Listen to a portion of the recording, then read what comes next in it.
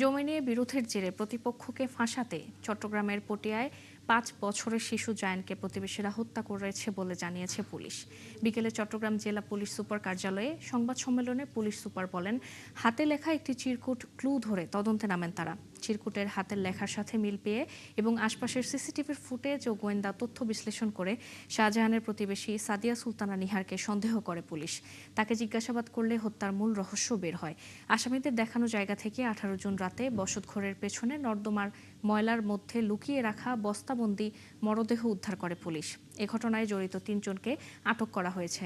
গত ১৬ জুন পটিয়ায় দক্ষিণ গোবিন্দারখিল এলাকায় বাসিন্দা মোহাম্মদ শাহজাহানের ৫ বছরের ছেলে জায়ান নিখোঁজ হওয়ার পর থানায় জিডি করা হয়।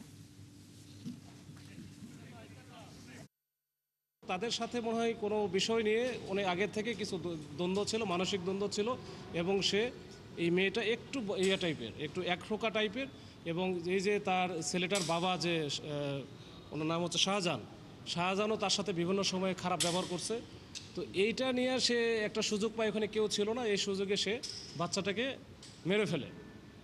তো বাচ্চাটাকে মেরে ফেলার হয়তো ইচ্ছা ছিল না, ছিল হয়তো বা একটু ভালো করে শাসন করা, হয়তো একটা পর্যায়ে মারা যায়। মারা গেলে তখন এই বাচ্চাটাকে সে একটা বস্তাবন্দি করে, 2টা বস্তায় করে একেবারে ঘটনা কিন্তু 1টা থেকে 2টার মধ্যে, মানে প্রথম 1 ঘন্টার মধ্যে সেই কাজটা করে ফেলে।